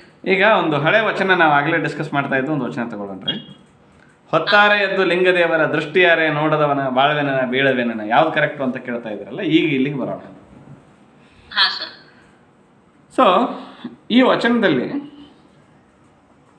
ವೀರಶೈವರಲ್ಲಿ ಒಂದು ಸಂಪ್ರದಾಯ ಇದೆ, ಅಥವಾ ಲಿಂಗಾಯತರಲ್ಲಿ. ಅದೇನು ಅಂತ ಹೇಳಿದ್ರೆ, ಶಿವಲಿಂಗವನ್ನು ಕಣ್ಣು ಪಿಳಕಿಸದೆ ನೋಡುವ ಸಂಪ್ರದಾಯ. ಮುಂಜಾನೆ ಎದ್ದು ಗಂಟೆಗಟ್ಟಲೆ ಲಿಂಗವನ್ನು ಕಣ್ಣು ಮಿಟುಕಿಸದೆ ನೋಡಬೇಕು. ಹಾಗೆ ನೋಡುವ ಭಕ್ತರನ್ನು ದಿಟ್ಟಿವಾರಿಗಳು ಅಂತ ಕರೀತಾರೆ. ಅಲ್ಲಿ ದಿಟ್ಟಿವಾರಿ ಅಂತ ಬರಬೇಕಾಗಿತ್ತು. ಎಸ್. ಆದರೆ ಈ ಪದ್ಧತಿ ನಿಮಗೆ ಗೊತ್ತಿಲ್ಲ ಅಂದರೆ ನೀವು ಶುದ್ಧ ಪಾಠವನ್ನು ನಿರ್ಣಯ ಮಾಡೋದಕ್ಕೆ ಆಗೋದಿಲ್ಲ. ಅಂದರೆ ನೀವು ಒಂದು ಪದ್ಯದಲ್ಲಿ ಒಂದು ಪದವನ್ನು ಇಡಬೇಕು, ತೆಗಿಬೇಕು ಅಂದರೆ ಒಂದು ಸಂಸ್ಕೃತಿಯನ್ನು ಅರ್ಥ ಮಾಡ್ಕೊಳ್ಬೇಕಾದದ್ದು ಬಹಳ ಮುಖ್ಯ. ಒಂದು ಧರ್ಮ, ಅದರ ಮೌಲ್ಯ, ಅದರ ತಿಳುವಳಿಕೆ, ಅದರ ಪದ್ಧತಿಗಳು, ರೂಢಿಗಳು, ಆಚರಣೆಗಳು, ಅಲ್ಲಿನ ಸಾಂಸ್ಕೃತಿಕ ನಿಲುವುಗಳು. ದಿಟ್ಟಿವಾರಿಗಳು ಅಂತ ಬರ್ತಾರೆ ಈ ವೀರಶೈವ ಲಿಂಗಾಯತರಲ್ಲಿ. ಹೀಗೆ ಮಹೇಶ್ವರರು ಅಂತ ಬರ್ತಾರೆ, ಮಹೇಶ್ವರರು ಅಂತ, ವೀರಮಹೇಶ್ವರರು ಅಂತ. ಆಮೇಲೆ ಕೆಲವು ಜಂಗಮರು ಬರ್ತಾರೆ. ಆ ಜಂಗಮರ ಬಗ್ಗೆ ಭಾಳ ವಿಚಿತ್ರವಾದ ಆಚರಣೆಗಳೆಲ್ಲ ಇವೆ. ಯಾರ್ದಾದ್ರೂ ಮನೆಯಲ್ಲಿ ಜಗಳ, ಎಸ್ ಯಾರ್ದಾದ್ರೂ ಮನೆಯಲ್ಲಿ ಜಗಳವಾದರೆ ಜಂಗಮರು ಬಂದು ಆ ಮನೆಯ ಕಂಬಕ್ಕೆ ಆ ಕಂಬವನ್ನು ತಬ್ಬಿ ನಿಂತು ಬಿಡ್ತಿದ್ರು. ಏನು ಷರತ್ತು ಅಂತ ಹೇಳಿದ್ರೆ, ಅವರು ತಬ್ಬಿ ನಿಲ್ತಿದ್ರು, ಅಥವಾ ಮುಳ್ಳಿನ ಆವಿಗೆಯನ್ನು ತಂದಿರ್ತಿದ್ರು. ಮನೆಯಲ್ಲಿ ಯಾರ ಮನೆಯಲ್ಲಿ ಜಗಳ ಆಗ್ತಾ ಇದೆಯೋ ಆ ಮನೆಯಲ್ಲಿ ಮುಳ್ಳಿನ ಮೇಲೆ ನಿಲ್ತಾ ಇದ್ರು ಅವ್ರು ಜಂಗಮರು. ಯಾಕೆ ಅಂದರೆ ತಮಗೆ ತಾವೇ ಶಿಕ್ಷೆ ಕೊಟ್ಟುಕೊಳ್ಳುವ ಮೂಲಕ ಈ ಮನೆಯಲ್ಲಿ ಜಗಳವನ್ನು ನಿಲ್ಲಿಸಿ ಅಂತ ಒತ್ತಾಯ ಮಾಡುವ ಒಂದು ಸಂಪ್ರದಾಯ ಅದು. ಆಮೇಲೆ ಕಂಬವನ್ನು ತಬ್ಬಿ ನಿಂತ್ಕೊಳ್ಳೋರು ಇನ್ನು ಮುಂದೆ ಈ ಮನೆಯಲ್ಲಿ ಜಗಳವಾಗೋದಿಲ್ಲ ಅಂದ ಮೇಲೆ ಆ ಕಂಬವನ್ನು ಬಿಡ್ತಿದ್ರು ಅವರು ಅಲ್ಲಿ ತನಕ. ಹಾಗೆ ಅದನ್ನು ತಬ್ಬಿ ನಿಂತು, ಅಂದರೆ ಲೋಕಕ್ಕೆ ಒಳಿತಾಗಲಿ ಎನ್ನುವ ಆಚರಣೆಯ ಸಂಪ್ರದಾಯಗಳು ಇದ್ವಲ್ಲ, ಆ ಥರದ್ದು ಇದು ಕೂಡ ಒಂದು ದಿಟ್ಟಿವಾರೆಗಳು ಅಂತ. ಸೊ ಈ ಥರದ್ದೆಲ್ಲ ಗೊತ್ತಿಲ್ಲದಿದ್ದರೆ ಇದನ್ನು ಚಿದಾನಂದ ಮೂರ್ತಿಗಳು ಸರಿಯಾದ ಪಾಠವನ್ನು ಗುರುತಿಸಿದವರು ಮೊದಲು. ಇದೊಂದು ಶೈವ ವ್ರತ, ಇದು ದಿಟ್ಟಿವಾರಿ ಅನ್ನೋದು ಶೈವ ವ್ರತ. ಇದು ಶೂರರಾದವರು ಇದನ್ನು ಮಾಡ್ತಾ ಇದ್ರು. ಕಣ್ಣು ಮಿಟುಕಿಸದೆ ಗಂಟೆಗಟ್ಟಲೆ ಶಿವಲಿಂಗವನ್ನು ನೋಡೋದು ಸಾಧ್ಯವೇ? ನೋಡಬೇಕು ಅಂತ ಆ ಥರದ್ದು ಒಂದು ವ್ರತ ಇದು. ಸೊ ಇದನ್ನೆಲ್ಲ ಮಾಡುವಾಗ ನಾವು ಫಿಲಾಸಫಿಯಲ್ಲಿ ಕೆಲವು ಕಾನ್ಸೆಪ್ಟ್ ಬರ್ತವೆ, ನಿಮ್ಗೆ ಗೊತ್ತಿರ್ಬೋದು. ಇನ್ಫರೆನ್ಸ್ ಅಂತ ಬರ್ತವೆ. ಇನ್ಫರೆನ್ಸ್ ಫಿಲಾಸಫಿಯಲ್ಲಿ ಭಾಳ ಮತ್ತೆ ಮಾತಾಡೋ ಮಾತಿದು ಇನ್ಫರೆನ್ಸ್ ಅಂತ. 3 ರೀತಿ ಇನ್ಫರೆನ್ಸ್ಗಳ ಬಗ್ಗೆ ಮಾತಾಡ್ತಾರೆ ಫಿಲಾಸಫಿಯಲ್ಲಿ. ಒಂದು ಪ್ರತ್ಯಕ್ಷ ಅನುಮಾನ, ಇನ್ನೊಂದು ಶಬ್ದ ಅನುಮಾನ, ಮತ್ತು ಪ್ರತ್ಯಕ್ಷ ಪ್ರಮಾಣ, ಶಬ್ದ ಪ್ರಮಾಣ ಮತ್ತು ಅನುಮಾನ ಪ್ರಮಾಣ ಅಂತ. ಪ್ರತ್ಯಕ್ಷ ಪ್ರಮಾಣ, ಶಬ್ದ ಪ್ರಮಾಣ ಮತ್ತು ಅನುಮಾನ ಪ್ರಮಾಣ ಅಂತ ಫಿಲಾಸಫಿಯಲ್ಲಿ 3 ಕಾನ್ಸೆಪ್ಟ್ಸ್ ಇವು, ನಿಮ್ಗೆ ಗೊತ್ತಿರಬೇಕು. ಪ್ರತ್ಯಕ್ಷ ಪ್ರಮಾಣ ಅಂದರೆ ರಸ್ತೆಯಲ್ಲಿ ನೀರು ಹರಿತಾ ಇದೆ, ತುಂಬ ನೀರು ಹರಿತಾ ಇದೆ ಅಂತಂದರೆ, ಮಳೆ ಬಿದ್ದಿದೆ, ರಸ್ತೆಯಲ್ಲಿ ತುಂಬ ನೀರು ಹರಿತಾ ಇದೆ ಅಂದರೆ ಮಳೆ ಹೆಚ್ಚಾಗಿದೆ ಅಂತ ಇದು ತೀರ್ಮಾನಕ್ಕೆ ಬರ್ತಿದೆ. ಇದು ಪ್ರತ್ಯಕ್ಷ ಪ್ರಮಾಣ. ಮಳೆಯಾಗಿದೆ, ರಸ್ತೆಯಲ್ಲಿ ತುಂಬ ನೀರು ಹರಿತಾ ಇದೆ ಅಂತಾದರೆ ನೀವೇನು ತೀರ್ಮಾನಕ್ಕೆ ಬರ್ತೀರಿ ಅಂದರೆ ಮಳೆ ಜಾಸ್ತಿ ಆಗಿದೆ ಅಂತ, ನೀರು ಹರಿತಿರೋ ಪ್ರಮಾಣ. ಇದು ಏನು ತೀರ್ಮಾನಕ್ಕೆ ಹೆಂಗೆ ಬಂದ್ರಿ ಅಂದರೆ ನೀವು ನೋಡಿರಿ, ಕಣ್ಣಾರೆ ನೋಡಿರಿ. ಸೊ ಇದು ಪ್ರತ್ಯಕ್ಷ ಪ್ರಮಾಣ. ಶಬ್ದ ಪ್ರಮಾಣ ಅಂದರೆ ಯಾರೋ ದೊಡ್ಡವ್ರು ಹೇಳಿದ್ದಾರೆ ಅಂದರೆ ಅವ್ರು ಹೇಳಿದ್ದಾರೆ ಅಂದರೆ ಅದು ಸರಿಯಾಗಿರಬೇಕು ಅಂತ. ಉದಾಹರಣೆ, ಬಸವಣ್ಣ ಹೇಳಿದ್ದಾರೆ, ಅಲ್ಲಮ ಹೇಳಿದ್ದಾರೆ, ಶಂಕರಾಚಾರ್ಯರು ಹೇಳಿದ್ದಾರೆ ಅಂದಮೇಲೆ ಅದು ಕರೆಕ್ಟ್ ಇರಬೇಕು. ಅಂದರೆ ಅದನ್ನು ನೀವು ಪ್ರಮಾಣ ಅಂತ ಸ್ವೀಕರಿಸ್ತೀರಿ. ಪ್ರಮಾಣ ಅಂದರೆ ಟ್ರುತ್ ಅಂತ. ಇನ್ನೊಂದು ಅನುಮಾನ ಪ್ರಮಾಣ ಅಂತ. ಮುಂಜಾನೆ ನೀವು ಬೆಳಗ್ಗೆ ಎದ್ದು ಅಂಗಳಕ್ಕೆ ಬರೋ ಹೊತ್ತಿಗೆ ನಿಮ್ಮ ಅಂಗಳದಲ್ಲಿ ನೀರು ನಿಂತಿದೆ ಅಂತ ಆದರೆ ನೀವೇನು ತೀರ್ಮಾನಕ್ಕೆ ಬರ್ತೀವಿ ಅಂದರೆ ರಾತ್ರಿ ಹೆಚ್ಚು ಮಳೆಯಾಗಿರಬೇಕು ಅಂತ. ಆದರೆ ನೀವು ಮಳೆ ಆಗಿರೋದನ್ನು ನೋಡಿಲ್ಲ, ನಿಮ್ಮ ಮನೆ ಅಂಗಳದಲ್ಲಿ ತುಂಬ ನೀರು ಹರಿತಾ ಇದೆ ಅಂತ ಆದರೆ ಬೆಳಗ್ಗೆ ಬಂದ ತಕ್ಷಣ ಏನು ನೋಡ್ತೀರಿ? ನೋಡಿದ ತಕ್ಷಣ ಏನಂತೀರಿ? ರಾತ್ರಿ ಜಾಸ್ತಿ ಮಳೆಯಾಗಿದೆ, ಅದಕ್ಕಾಗಿ ನೀರು ಹರಿತಾ ಇದೆ. ಗ್ರಂಥ ಸಂಪಾದನೆಯಲ್ಲಿ ಈ ಪ್ರತ್ಯಕ್ಷ ಪ್ರಮಾಣ, ಶಬ್ದ ಪ್ರಮಾಣ ಮತ್ತು ಅನುಮಾನ ಪ್ರಮಾಣ ಇವು 3 ನೀವು ಊಹಾತ್ಮಕ ಪರಿಷ್ಕರಣದಲ್ಲಿ ಬಳಸ್ಕೊಳ್ಬೇಕಾಗುತ್ತೆ. ಈ ಎಲ್ಲ ನಾಲೆಜ್ ಸಿಸ್ಟಮ್ಸ್ ಇದೆ ಅಲ್ಲ, ಸೈನ್ಸ್ ಆಗಲಿ, ಸೋಷಿಯಲ್ ಸೈನ್ಸಸ್ ಆಗಲಿ, ಲಿಟ್ರೇಚರ್ ಆಗಲಿ, ಎಲ್ಲದರಲ್ಲೂ ಈ 3 ಬಳಸ್ತೀವಿ ನಾವು. ಪ್ರತ್ಯಕ್ಷ ಪ್ರಮಾಣ ಅಂದರೆ ಕಣ್ಣಾರೆ ಕಂಡದ್ದೇ ಸತ್ಯ ಅಂತ. ಶಬ್ದ ಪ್ರಮಾಣ, ಶಂಕರರು ಹೇಳಿದ್ದಾರೆ ಅಂದಮೇಲೆ ಇದು ಕರೆಕ್ಟ್ ಇರ್ತದೆ ಅಂತ. ಕಣ್ಣಾರೆ ಕೇಳಿದ್ದು ಕಿವಿಯಾರೆ, ಕಣ್ಣಾರೆ ನೋಡಿದ್ದು ಕಿವಿಯಾರೆ ಕೇಳಿದ್ದು ಅಲ್ಲ, ಕಿವಿಯಾರೆ ಕೇಳಿದ್ದು ಅನ್ನೋ ಪ್ರತ್ಯಕ್ಷನೇ ಮೇಡಮ್, ಹಂಗೆ ನೋಡಿದ್ರೆ. ಯಾಕಂದ್ರೆ ನೀವು ಕೇಳಿರ್ತೀರಿ ಡೈರೆಕ್ಟ್. ಶಬ್ದ ಪ್ರಮಾಣ ಅಂದರೆ ಹಾಗಲ್ಲ, ಯಾರೋ ದೊಡ್ಡವ್ರು ಹೇಳಿದ್ದಾರೆ, ಯಾರೋ ಹಿರಿಯವರು ಹೇಳಿದ್ದಾರೆ, ಯಾವುದೋ ಪುಸ್ತಕದಲ್ಲಿ ಹೇಳಿದ್ದಾರೆ, ಮಹಾತ್ಮ ಗಾಂಧಿ ಹೇಳಿದ್ದಾರೆ, ಅಂಬೇಡ್ಕರ್ ಅವ್ರು ಹೇಳಿದ್ದಾರೆ ಅಂದಮೇಲೆ ಅದು ಕರೆಕ್ಟ್ ಇರ್ತದೆ. ಗಾಂಧಿ ಎಂದು ಸುಳ್ಳು ಹೇಳಲಾರು, ಅದಕ್ಕಾಗಿ ಅವ್ರು ಹೇಳಿದ್ದಾರೆ ಅಂದಮೇಲೆ ಅದು ಕರೆಕ್ಟು. ಅರವಿಂದರು ಹೇಳಿದ್ದಾರೆ ಅಂದರೆ ಅವ್ರು ದೊಡ್ಡ ದಾರ್ಶನಿಕ, ಅರವಿಂದರು ಹೇಳಿದ ಮೇಲೆ ಅದು ಮುಗೀತು ಅಂತ. ಅದನ್ನು ಒಂದು ಪ್ರಮಾಣ, ಸಾಕ್ಷಿಯಾಗಿ ಇಟ್ಕೊಳ್ಳೋದು. ಅನುಮಾನ ಪ್ರಮಾಣ ಅಂದರೆ ನಾವು ಹೇಳಿದ್ನಲ್ಲ, ನಿಮ್ಮ ಮನೆ ಅಂಗಳದಲ್ಲಿ ನೀರಿದ್ದರೆ ಬೆಳಗ್ಗೆ ನೀವು ಕಸ ಗುಡಿಸ್ಲಿಕ್ಕೆ ಬಂದಾಗ ಮಳೆ ಆಗಿದೆ, ಅದಕ್ಕೆ ನೀರು ಬಂದಿದೆ ಅಂತ. ಅದು ಕರೆಕ್ಟ್ ಇರ್ಬೋದು, ಇಲ್ಲದೆ ಇರ್ಬೋದು. ಪೈಪ್ ಹೊಡೆದು ನೀರು ಬಂದಿರ್ಬೋದು ನಿಮ್ಮ ಅಂಗಳಕ್ಕೆ. ಆದರೆ ಹೌದೌದು, ಎಸ್. ಅಲ್ಲ, ಮಳೆ ಬಂದಿದೆ ಅಂತೀರಿ ನೀವು. ಅಂಗಳದಲ್ಲಿ ನೀರು ನೋಡಿದ ತಕ್ಷಣ ಮಳೆ ಬಂದಿದೆ, ಅದಕ್ಕಾಗಿ ಎಷ್ಟು ನೀರು ಬಂದಿದೆ ಅಂತ. ಆದರೆ ಅದು ಗ್ಯಾರಂಟಿ ಇರಲಿಕ್ಕಿಲ್ಲ. ಅದು ಪೈಪ್ ಹೊಡೆದಿರಬಹುದು, ಏನೋ ಇರ್ಬೋದು. ಬಟ್ ಆದರೂ ಅದನ್ನು ಒಂದು ಪ್ರಮಾಣವಾಗಿ ಸ್ವೀಕರಿಸ್ತೀರಿ. ರಾತ್ರಿ ಅಂದರೆ ನೋಡಿದ ಕೂಡಲೇ ನೀವು ನಿಮ್ಮ ಮನೆ ಪೈಪ್ ಹೊಡೆದಿರ್ಲಿಕ್ಕಿಲ್ಲ, ಟ್ಯಾಂಕ್ ಹೊಡೆದಿರ್ಲಿಕ್ಕಿಲ್ಲ ಅಂತಾದರೆ ಮಳೆನೇ ಬಂದಿರಲೇಬೇಕು ಅಂತಲ್ವಾ? That's also inference. ಸೊ ಈ ಊಹಾತ್ಮಕ ಪರಿಷ್ಕರಣನೂ ಹಿಂಗೇನೆ. ಕವಿ ಹಿಂಗೆ ಹೇಳಿರ್ಬೋದು, ಬಸವಣ್ಣ ಹಿಂಗೆ ಹೇಳಿರ್ಲಾರ, ಅಲ್ಲಮ್ಮ ಹಿಂಗೆ ಹೇಳಿರಬೇಕು. ಸೊ ಈ ಥರದ ಇನ್ಫ್ಲುಯೆನ್ಸ್ ಯಾವಾಗ ಇದು ಅಂದರೆ ಬೇರೆ ದಾರಿ ಇಲ್ಲ, ಯಾವುದನ್ನು ನೋಡಿದ್ರು ಏನೂ ಸಿಗವಲ್ತು ಅಂದಾಗ ಇಲ್ಲಿಗೆ ಬರಬೇಕು. ಅದರ್ವೈಸ್ ಹಾಗಾದರೆ ಈಗ ನೀವು ಆಗಲೇ ಮಾತಾಡ್ತಿರುವಾಗ ಎಲ್ಲರೂ ಅಗೆದು ಕಳೆದೆನೆಯ ಕರೆಕ್ಟು ಅಲ್ಲ ಸರ್ ಅದು, ಒಡೆದು ಸಂಸಾರದ ಹೆಂಟೆಯ ಒಗೆದು ಅಲ್ಲ ಸರ್ ಅದು ಒಡೆದು ಅಂತ ಹೇಳುವಾಗ ನೀವೆಲ್ಲ ಫಾಲೋ ಮಾಡ್ತಿದ್ದದ್ದು ಏನಪ್ಪಾ ಅಂತ ಹೇಳಿದ್ರೆ ಅನುಮಾನ ಪ್ರಮಾಣನ ಅಥವಾ ಶಬ್ದ ಪ್ರಮಾಣನ. ನಿಮ್ಮ ಅರ್ಥ ಮಾಡ್ಕೊಂಡು ಹೇಳೋದು. ಎಸ್ ಆದರೆ ನೀವು ಹಸ್ತಪ್ರತಿಗಳನ್ನು ಕಣ್ಮುಂದೆ ಇಟ್ಕೊಂಡು ಯಾವುದರಲ್ಲಿ ಏನೇನಿದೆ ಅಂತ ಪ್ರತ್ಯಕ್ಷವಾಗಿ ನೋಡಿ ತೀರ್ಮಾನಕ್ಕೆ ಬಂದಿದ್ರೆ ಆಗ ಅದು ಹೆಚ್ಚು ಮುಖ್ಯ ಅಂತ. ಸೊ ಈ ಥರದ್ದೆಲ್ಲ ನಾವು ಏನಂತ ಕರಿತೀವಿ ಪಾಠ ಪರಿಷ್ಕರಣ. ಸ್ವಲ್ಪ ಅರ್ಥ ಆಗಿದೆ ಅಂತ ನಾನು ಅನ್ಕೋತೀನಿ. ಸ್ವಲ್ಪ ಎಲ್ಲ ಅರ್ಥ ಆಗಿದೆ. ಹಾಗಾದ್ರೆ ಒಂದು ವಚನ ಕೊಡ್ತೀನಿ ಮೇಡಮ್, ಇದನ್ನ ತೀರ್ಮಾನಕ್ಕೆ ಬಂದು ನೋಡೋಣ. ಇಲ್ಲ ಅಂದ್ರೆ ಪಾಪ ನಾನು ನಿಮ್ಗೆ ಚಾಲೆಂಜ್ ಮಾಡ್ತಿಲ್ಲ, ನಾವು ಅದನ್ನ ಕಲಿಸ್ಬೇಕು ಅನ್ನೋ ಉದ್ದೇಶ ಅಷ್ಟೇ. ಎಸ್, ಒಂದು ವಚನ ಇದೆ ಇಲ್ಲಿ. ಇವತ್ತು ಬಸವ ಜಯಂತಿ ನಾನು ತಂದಿರೋದು ವಚನಗಳನ್ನೇ, ಕಾಕತಾಳಿ ಅಷ್ಟೇ. ಮನೆ ನೋಡ ಬಡವರು, ಮನ ನೋಡ ಘನ. ಮನೆ ನೋಡ ಬಡವರು. ನಾನು ಹಳೆಗನ್ನಡದ ಪದ್ಯ ತರ್ಬೋದಾಗಿದ್ರೆ ನಿಮಗೆ ಅದು ಬೇಗ ಮುಟ್ಟೋದಿಲ್ಲ, ಮತ್ತೆ ಬೇಗ ನಾವು ತೀರ್ಮಾನಕ್ಕೆ ಬರೋಕ್ಕಾಗೋದಿಲ್ಲ. ಅದಕ್ಕೆ ನಾನು ನೀವು ನನ್ನ ಮುಂದೆ ಅರ್ಥ ಮಾಡ್ಕೊಳಕ್ಕೆ ಇರೋರು ಯಾರು ಅನ್ನೋದನ್ನು ನೋಡಿಕೊಂಡೆ ನಾನು ಸ್ವಲ್ಪ ಇದನ್ನು ತೊಗೊಂಡು ಬಂದಿದ್ದೀನಿ. ಅದಕ್ಕಾಗಿ ಬರೀ ವಚನ ಅಂತ ಯಾರೋ ಬರೀ ವಚನದ ಬಗ್ಗೆ ಮಾತಾಡ್ಲಿಕ್ಕೆ ಬಂದಿದ್ದಾರೆ ಅಂತ ಯಾರೋ ಅನ್ನಿತ ಭಾವಿಸ್ಬಾರ್ದು. ಮನೆ ನೋಡ ಬಡವರು, ಮನ ನೋಡ ಘನ. ಘನ ಘನ ಘನ. ಸೋಂಕಿನಲ್ಲಿ ಸುಖಿ.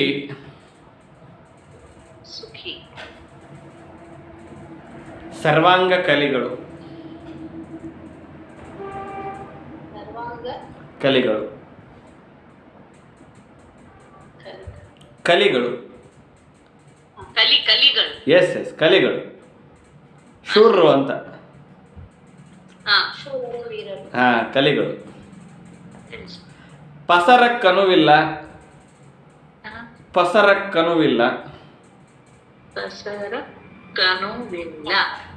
ಬಂದ ತತ್ಕಾಲಕ್ಕೆ ಉಂಟು.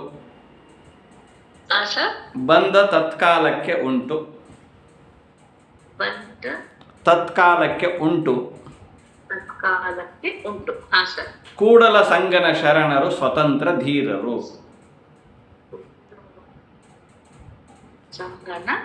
ಶರಣರು ಸ್ವತಂತ್ರ ಧೀರರು. ಸ್ವತಂತ್ರ ವೀರರು ಸರ್. ಧೀರರು. Okay sir. ಈ ವಚನ ಕರೆಕ್ಟ್ ಇದೆಯಾ, ಎಲ್ಲಾದ್ರೂ ತಪ್ಪಿದೆಯಾ ಅಂತ ನೋಡಿ, ಎಲ್ಲಾದ್ರೂ ಸ್ಕಾಲಿತ್ಯ ಕಾಣಿಸ್ತಿದೆಯಾ ಅಂತ ನೋಡಿ.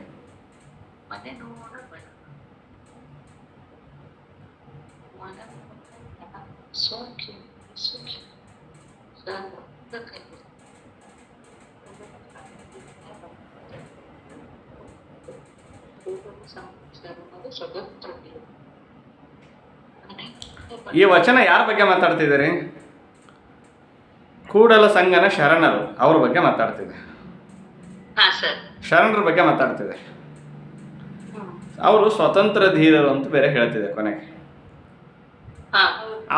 ಅವ್ರ ಪರಿಸ್ಥಿತಿ ಏನು ಅಂತ ಮೊದಲಿಗೆ ಹೇಳ್ತಾ ಇದೆ, ಮೊದಲನೇ ಸಾಲುಗಳಲ್ಲೆಲ್ಲ. ಏನು? ಮನೆ ನೋಡ ಬಡವರು, ಮನ ನೋಡ ಘನ, ಸೋಂಕಿನಲ್ಲಿ ಸುಖಿ. ಮನಸ್ಸು ಮಾತ್ರ ವಿಶಾಲವಾದದ್ದು. ಹೌದು, ಸೋಂಕಿನಲ್ಲಿ ಸುಖಿ. ಅದರಿಂದ ಅವರು ಸುಖಿಗಳಾಗಿದ್ದಾರೆ. ಅಂದ್ರೆ ಮನಸ್ಸಿಂದ ದೊಡ್ಡವರು ಅಂದ್ರೆ ವಿಶಾಲವಾಗಿರೋದ್ರಿಂದ ಅವರು ಸುಖಿಗಳಾಗಿದ್ದಾರೆ. ಸರ್ವಾಂಗ ಕಲಿಗಳು. ಪಸರಕ್ಕನುವಿಲ್ಲ, ಬಂದ ತತ್ಕಾಲಕ್ಕೆ ಉಂಟು. ಅಂದ್ರೆ ಸಂಗ್ರಹ ಮಾಡೋರೆಲ್ಲ ಅವತ್ತಿಂದ ಅವತ್ತು ದುಡಿತಾರೆ, ಅವತ್ತು ತಿಂತಾರೆ. ಬಂದ ತತ್ಕಾಲಕ್ಕೆ ಉಂಟು. ಪಸರಕ್ಕನುವಿಲ್ಲ ಅಂದ್ರೆ ಸಂಗ್ರಹ ಮಾಡಂಗಿಲ್ಲ, ಮುಚ್ಚಿಡಂಗಿಲ್ಲ, ನಾಳೆಗಿರ್ಲಿ ಅಂತ ತೆಗೆದಿಡಂಗಿಲ್ಲ. ಎಸ್, ಇಂಥವರು ಕೂಡಲ ಸಂಗನ ಶರಣರು ಸ್ವತಂತ್ರ ಧೀರರು ಅಂತ ವಚನ. ಇದು ಕರೆಕ್ಟ್ ಇದೆಯಾ ವಚನ? ಏನಾದರೂ ದೋಷ ಇದೆಯಾ, ಸ್ಕಾಲಿತ್ಯ ಇದೆಯಾ ಇಲ್ಲಿ?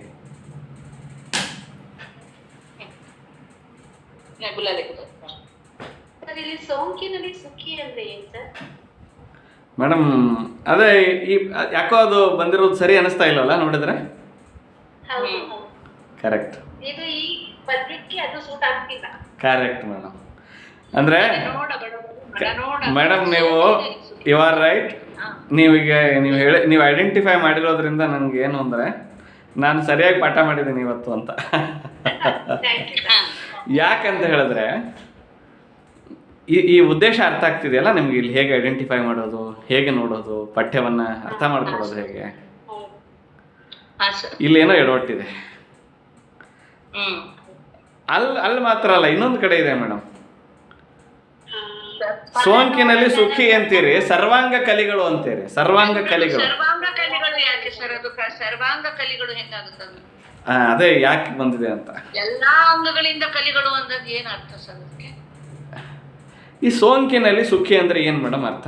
ಮನೆ ನೋಡ ಬಡವರು, ಮನೆ ಬಡವರು, ಮನೆಯಿಂದ ನೋಡಿದ್ರೆ ಮನಸ್ಸಿಂದ ದೊಡ್ಡವರು. ವಿಶಾಲವಾದವರು. ಸೋಂಕಿನಲ್ಲಿ ಅಂದ್ರೆ ಸೋಂಕು ಅಂದ್ರೆ ಏನಿಲ್ಲ? ಸೋಂಕು ಅಂದ್ರೆ ಡಿಸೀಸ್ ಅಂತೂ ಆಗುತ್ತೆ. ಒಂದ್ಕೊಂದು ಸೋಂಕು. ನೋ ಇದು ಡಿಸೀಸ್ ಅಲ್ಲ, ವೈರಸ್ ಅಲ್ಲ, ಏನೂ ಅಲ್ಲ ಮೇಡಮ್. ಇದು ಸ್ಪರ್ಶ. ಅಲ್ಲ, ಸೋಂಕು ಅಂದ್ರೆ ಸ್ಪರ್ಶ. ಸೋಂಕಿನಲ್ಲಿ ಸೋಂಕಿನಲ್ಲಿ ಸುಖಿ. ಸೋಂಕಿನಲ್ಲಿ ಸುಖಿ. ಸೋಂಕಿನಲ್ಲಿ ಸುಖಿ ಅಂದ್ರೆ ಸ್ಪರ್ಶ ಮೇಡಮ್. ಸೋಂಕು ಅಂದ್ರೆ ಸೋಂಕಿಸುವುದು ಅಂತೀರಿ ನೋಡಿ. ಸ್ಪರ್ಶ. ಸೋಂಕಿನಲ್ಲಿ ಸುಖಿ.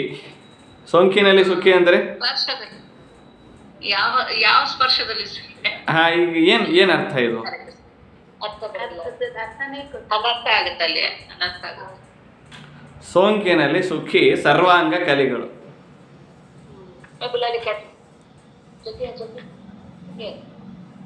ಸೊ ಇಲ್ಲಿ ಒಂದು ಇದು ಸುಖಿ ಇದೆಯಲ್ಲ, ಇನ್ನೊಂದು ಹಸ್ತಪ್ರತಿಯಲ್ಲಿ ಏನಿದೆ ಅಂದ್ರೆ ಶುಚಿ ಅಂತಿದೆ. ಸುಖಿ ಅನ್ನೋ ಪದ ಸ್ಪರ್ಶದಲ್ಲಿ ಶುಚಿ. ಕರೆಕ್ಟ್. ಈಗ ಅರ್ಥ ಸರಿಯಾಗತ್ತಾ ನೋಡಿ? ಸ್ಪರ್ಶದಲ್ಲಿ ಶುಚಿ. ಸುಶಿ ಶುಚಿ ಶುಚಿ ಕರೆಕ್ಟ್ ಅನ್ಸುತ್ತೆ. ಯಾಕೆ ಹೇಳ್ರಿ? ಯಾಕಂದ್ರೆ ಅವ್ರ ಮನಸ್ಸು ನಿಷ್ಕಲ್ಮಶವಾಗಿದೆ. ಅವ್ರಿಗೆ ಯಾವುದೇ ಸೋಂಕಿಲ್ಲ, ಅಂದ್ರೆ ಕೆಟ್ಟ ಗುಣಗಳಿಲ್ಲ. ಇಲ್ಲ, ಇದು ಸೋಂಕು ಅನ್ನೋದು ಸ್ಪರ್ಶ ಅಂತ ಅರ್ತಾರೆ. ಈ ಸೋಂಕಿನಲ್ಲಿ ನಾವು ಯಾರನ್ನಾದ್ರೂ ಸ್ಪರ್ಶಿಸೋದಿದೆಯಲ್ಲ, ಅದರಲ್ಲೂ ನಮ್ಮ ಅದರಲ್ಲಿ ಯಾವುದೇ ತಪ್ಪು ಇದು ಹಾ, ಶುಚಿ ಅಂದ್ರೆ ಇಲ್ಲಿ ಪ್ಯೂರ್ ಅಂತ ಅವರು. ಎಸ್. ಸರ್ವಾಂಗ ಕಲೆಗಳು ಅಂದ್ರೆ ಏನು ಗೊತ್ತ್ರಿ? ಎಲ್ಲ ಇಂದ್ರಿಯಗಳಿವೆ ಅಲ್ಲ, ಅವ್ರದ್ದು ಎಲ್ಲ ಅಂಗಗಳು, ಅವು ಯಾವುದನ್ನು ಸ್ಪರ್ಶಿಸುವಾಗಲೂ ಏನಿಲ್ಲ ಅಲ್ಲಿ ಅಂದ್ರೆ ಕಳಂಕ ಇಲ್ಲ ಅಂತ. ಈ ಗುಡ್ ಟಚ್ ಬ್ಯಾಡ್ ಟಚ್ ಬಗ್ಗೆ ಮಾತಾಡ್ತೀವಲ್ರಿ. ಗುಡ್ ಟಚ್ ಬ್ಯಾಡ್ ಟಚ್ ಬಗ್ಗೆ ಮಾತಾಡ್ತೀವಿ ನೋಡ್ರಿ. ಇವರು ಟಚ್ ಅಲ್ಲಿ ಯಾವುದು ಬ್ಯಾಡ್ ಇಲ್ಲ ಅಂತ.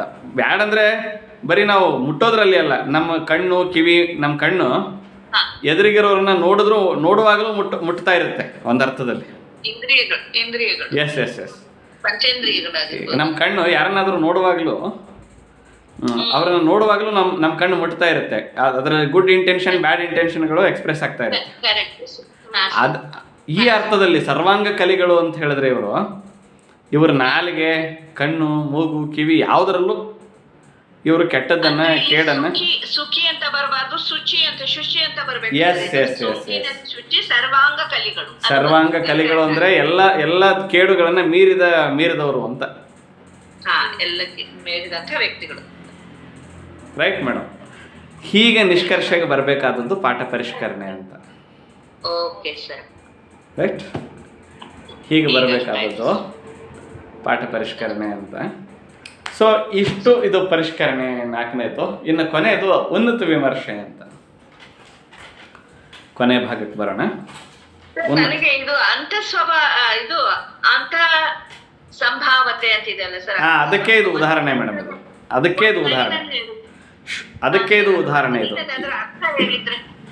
ಅಂತ ಸಂಭಾವ್ಯತೆ ಅಂದ್ರೆ ಕವಿ ಹಿಂಗೆ ಬರೆದಿರಬೇಕು ಅಂತ ನೀವೇ ಅದನ್ನ ಕವಿಯ ಮನಸ್ಸನ್ನ, ಅವನ ಮನಸ್ಸಿನ ಆಳಕ್ಕೆ ಹೋಗಿ ನೀವೇ ನಿರ್ಧಾರಕ್ಕೆ ಬರೋದು. ಈ ಶುಚಿ ಅನ್ನೋ ಪದ ಎಲ್ಲೂ ಇಲ್ಲ ರೀ, ಸಿಕ್ಕಿಲ್ಲ. ನೀವೇ ಇದನ್ನ ಸುಖಿ ಅಲ್ಲ, ಇದು ಶುಚಿ ಇರಬೇಕಿದು ಅಂತ ತೀರ್ಮಾನಕ್ಕೆ ಬರೋದು. ಯಾಕೆ ಅಂದ್ರೆ ಬಸವಣ್ಣ ಇಷ್ಟೆಲ್ಲ ಹೇಳುವಾಗ ಇದನ್ನು ಸುಖಿ ಅಂತ ಬಳಸಿರಲಾರ, ಶುಚಿ ಅಂತ ಬಳಸಿರಬೇಕು ಅಂತ. ಸರಿ ಸರ್. ರೈಟ್? ಅದಕ್ಕೆ ಉದಾಹರಣೆ ಕೊಟ್ಟಿದ್ರಿ ಇದು ಅಂತ ಸಂಭಾವ್ಯತೆಗೆ, ಹಾ ಸರ್. ರೈಟ್? ಹಾ ಸರ್. ಇದಕ್ಕೆ ಸಾಕ್ಷಿ ಏನು ಅಂತ ನೀವು ಕೇಳಿದ್ರೆ ಬೇರೆ ಬೇರೆ ವಚನಕಾರರು ಈ ಪದವನ್ನು ಸೋಂಕಿನಲ್ಲಿ ಅನ್ನೋ ಪದವನ್ನು ಎಲ್ಲೆಲ್ಲಿ ಬಳಸಿದ್ದಾರೆ, ಯಾವ ಅರ್ಥದಲ್ಲಿ ಬಳಸಿದ್ದಾರೆ ಅನ್ನೋದಕ್ಕೆಲ್ಲ ಸಿಕ್ಕಾಪಟ್ಟೆ ವಚನ ತಂದಿದ್ದೀನಿ ಆ್ಯಕ್ಚುಲಿ ಇಲ್ಲಿ. ಅದು ನಿಮಗೆ ಭಾಳ ಗೋಳಾಗುತ್ತೆ ಅಂತ ನಾನು ಹೇಳಲಿಕ್ಕೆ ಹೋಗಲಿಲ್ಲ ಅಷ್ಟೇ. ಇನ್ನೊಂದು ವಚನ ಸುಮ್ಮನೆ ಉದಾಹರಣೆ ಕೊಟ್ಬಿಡ್ತೇನೆ. ಹಾಗಾದರೆ ಮನ ಮನ ಬೆರೆಸಿದಲ್ಲಿ ತನು ಕರಗದಿದ್ದಡೆ, ಒಂದು ವಚನ ಇದು.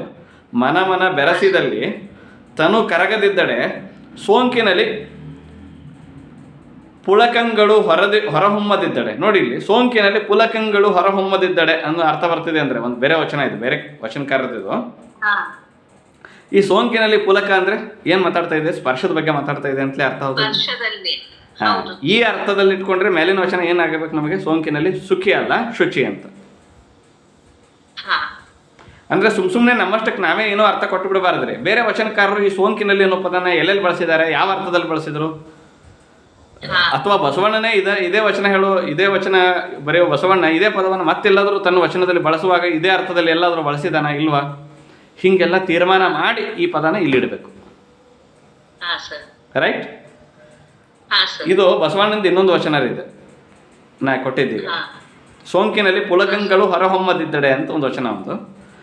ಅಲ್ಲಿ ನೋಡಿದಾಗ ಸೋಂಕಿನಲ್ಲಿ ಪುಲಕಂಗಳು ಅಂತ ಮಾತಾಡ್ತಿದ್ದಾನೆ ಅಂದರೆ ಸ್ಪರ್ಶದಲ್ಲಿ ಪುಲಕ ಆಗಬೇಕು, ಯಾರನ್ನಾದ್ರೂ ಮುಟ್ಟಿದಾಗ ಆಗದಿದ್ದರೆ ಅನ್ನೋ ಅರ್ಥದಲ್ಲಿ ಮಾತಾಡ್ತಿದ್ದಾನಂದರೆ ಅಲ್ಲಿ ಮಾತಾಡ್ತಿರೋದು ಇದೇ ಅರ್ಥದಲ್ಲಿ ಅನ್ನೋದನ್ನು ನೋಡ್ಕೊಳ್ಬೇಕು ನಾವು ಅಂತ. ಯಾವ ಕಾಂಟೆಕ್ಸ್ಟಲ್ಲಿ ಮಾತಾಡ್ತಿದ್ದಾರೆ ಬಸವಣ್ಣ. ಸೊ ಹೀಗೆಲ್ಲ ತೀರ್ಮಾನಕ್ಕೆ ಬರ್ಬೇಕ್ರಿ. ಅಂದರೆ ಎಷ್ಟು ಕಷ್ಟದ ಕೆಲಸ ಮತ್ತು ಎಷ್ಟೆಲ್ಲ ಓದಬೇಕಾಗತ್ತೆ, ಒಂದೊಂದು ಅಕ್ಷರಕ್ಕಾಗಿ ಎಷ್ಟೆಲ್ಲ ಪರದಾಡಬೇಕು, ಎಷ್ಟೆಲ್ಲ ಕಿತ್ತಾಡಬೇಕು. So it is a great journey ಇದು, ಈ ಕೆಲಸ ಇದೆ ಅಲ್ರಿ. ದುರದೃಷ್ಟವಶಾತ್ ಏನಾಗಿದೆ ಅಂದರೆ ಕನ್ನಡದಲ್ಲಿ ಈ ಥರದ ಕೆಲಸಗಳನ್ನ ಮಾಡೋರ ಸಂಖ್ಯೆ ಕಡಿಮೆ ಆಗಿದೆ. ಮತ್ತು ವಿದ್ವತ್ತು, ಪಾಂಡಿತ್ಯ, ಪ್ರತಿಭೆ, ಶ್ರಮ ಹಾಕೋರ ಕೆಲಸ ಬೇಗ ರಿಸಲ್ಟ್ ಬರಬೇಕು, ನಮ್ಮ ಜನಕ್ಕೆ ಬೇಗ ವಿದ್ವಾಂಸರು ಅನ್ನಿಸ್ಕೊಳ್ಬೇಕು ಅನ್ನೋ ಹಠ ಇದೆ. ಈ ಥರದ ಶಾಸ್ತ್ರಜ್ಞಾನಗಳನ್ನು ಚೆನ್ನಾಗಿ ಅರ್ಥ ಮಾಡಿಕೊಂಡು ಅರಗಿಸ್ಕೊಂಡು ಅವುಗಳನ್ನು ಮೂಲಕ್ಕೆ ಹೋಗಿ, ಮತ್ತು ಇಂಥ ಕೆಲಸ ಮಾಡೋರ ಬಗ್ಗೆನೂ ಜನರಿಗೆ ಒಳ್ಳೆಯ ಅಭಿಪ್ರಾಯ ಇಲ್ಲ.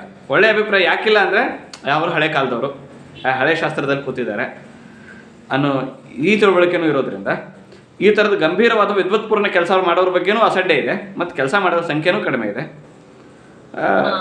ಎರಡು ರೀತಿಯಿಂದಲೂ ಈ ಥರದ ಸಂಪಾದನಾ ಕೆಲಸ ಇವತ್ತು ತುಂಬ ಹಿಂದೆ ಬಿದ್ದಿದೆ.